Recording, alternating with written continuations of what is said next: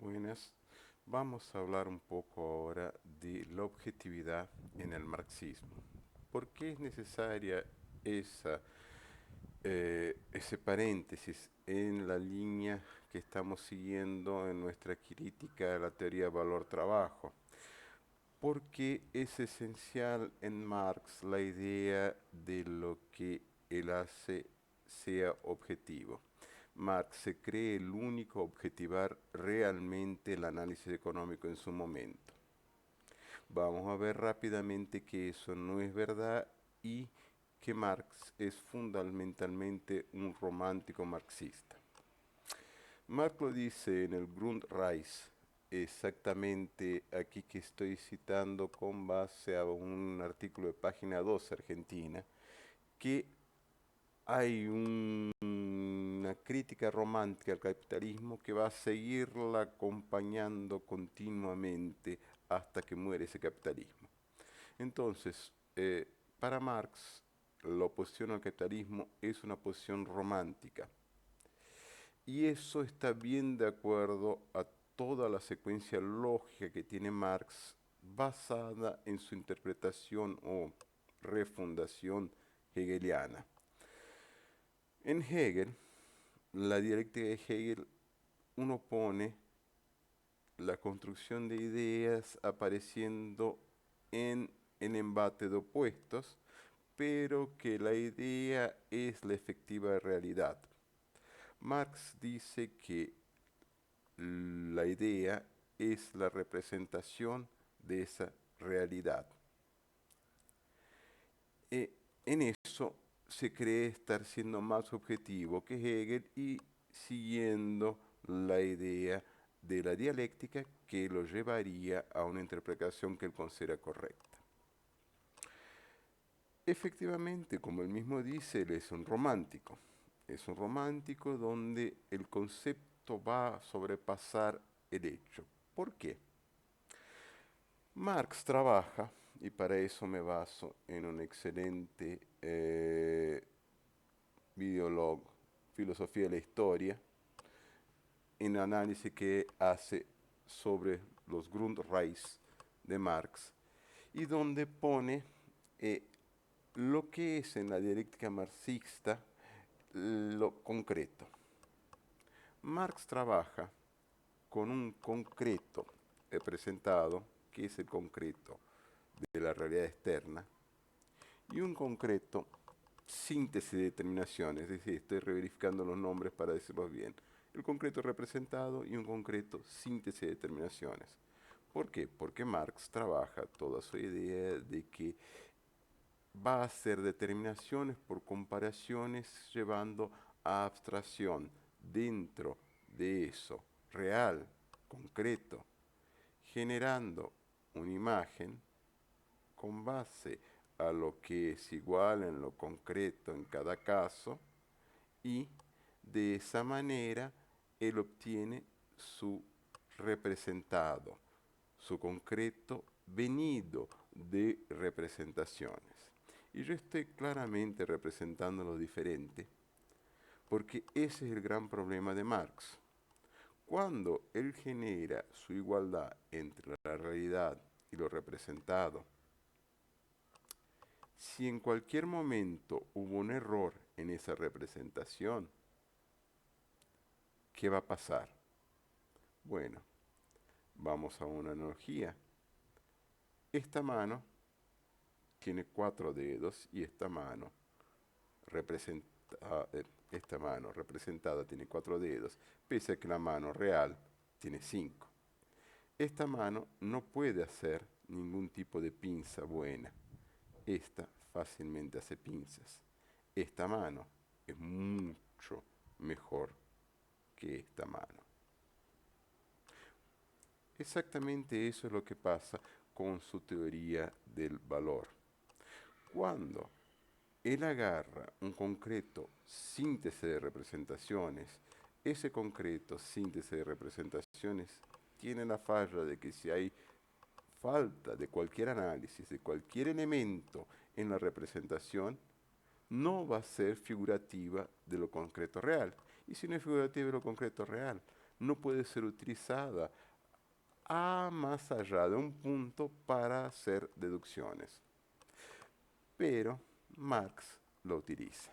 Entonces, todo el momento y todo el raciocinio marxista está basado en una interpretación incorrecta de la realidad que, como es advenediza de su sistema teórico de representación, Marx cree correcta.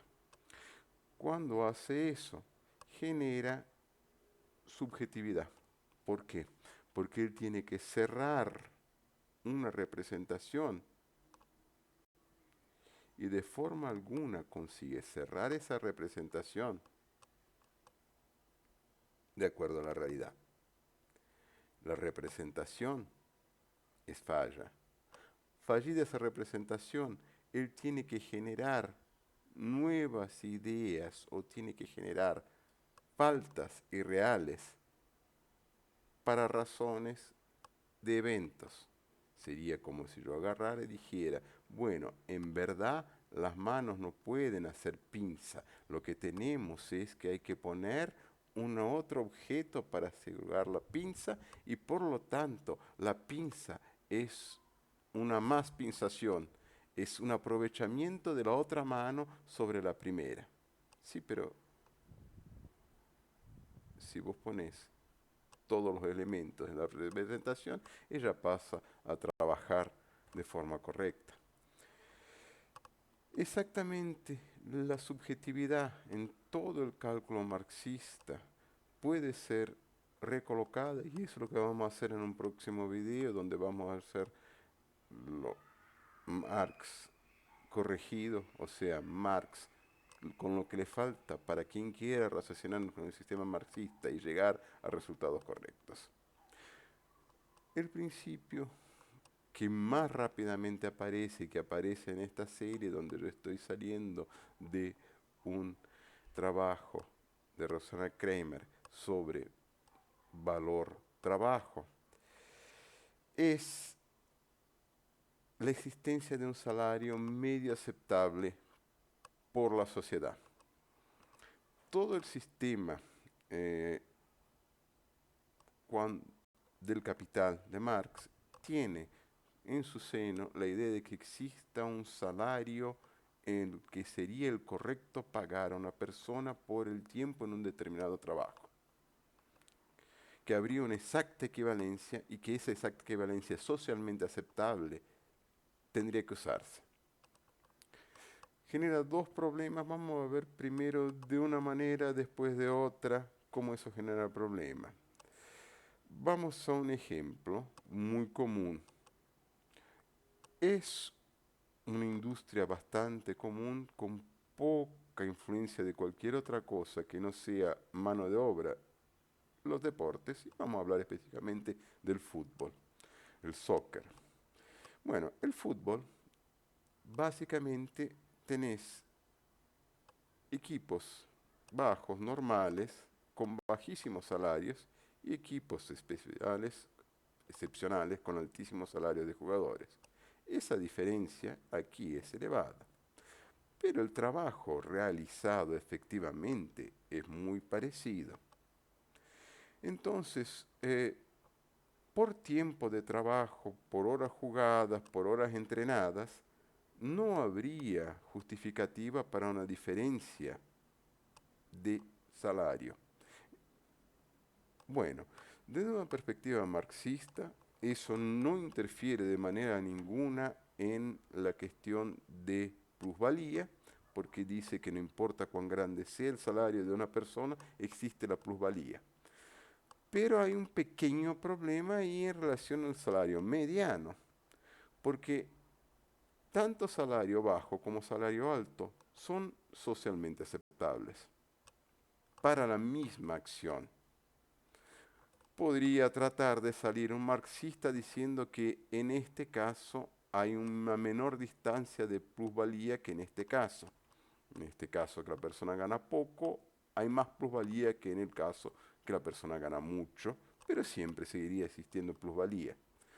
De toda manera, vuelvo al punto, ¿cuál es el salario mediano aceptado? No lo puede definir en ese caso correctamente. No es una industria tan pequeña como para que uno pueda decir, ah, esto de acá es la obra de un genio artista y por eso no se puede poner al mismo nivel de todo lo demás y no puede ser explicado por la teoría del valor trabajo. No, estamos hablando de una gran cantidad de jugadores de fútbol que ganan muy poco y una gran cantidad de jugadores de fútbol que ganan mucho. Esto de acá es una cantidad mayor, sí, pero no deja de haber decenas de equipos en cada país, lo que lleva a 200 países, 20 equipos grandes en 200 países. Vamos a hablar en 2000 equipos, o sea, es algo bastante competitivo, es una industria muy grande mismo en el nivel alto y 10 veces eso en el nivel bajo. Entonces no podemos decir que existe un salario medio que refleje en ambos casos una media aceptable socialmente para eso. Bueno, eh, ¿cuál es la conclusión obvia? Que si uno dice que hay un salario medianamente aceptable, él solo es medianamente aceptable por razones subjetivas. Subjetivamente, estos equipos satisfacen más a sus clientes que estos equipos. Y por lo tanto, yo voy a ver Messi pagar 1000 una entrada, pero yo voy a ver a Leivinha o cualquier otro jugador desconocido y solo quiero pagar 10 la entrada. Por lo tanto, es subjetivo hasta el valor del salario medio socialmente aceptable. Otra forma de pensar que también mata el salario medio socialmente aceptable como una lógica objetiva es decir que si el salario medio socialmente aceptable está en algún lugar como este salario más bajo, en este salario más alto podría no haber plusvalía.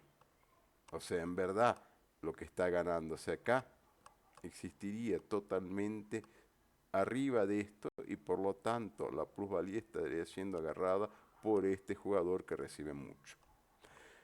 Como dice siempre, es como es hipotética la existencia de la plusvalía, un marxista va a decir que no, eso no es una forma correcta de pensar, la plusvalía existe y después uno va a decir lo que es el salario.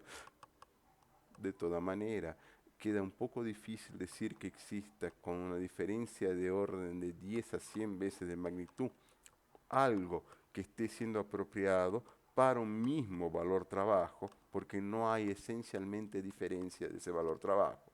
Sería una hipotética distorsión de mercado donde la persona ganaría mucho más de lo que debería realmente ganar, y eso es en parte una de las razones por qué ella juega más de lo que debería jugar y tiene mejores resultados, y ahí uno cae en la pendiente que los marxistas no quieren del capitalismo y del incentivo dado por el capitalismo para obtener resultados.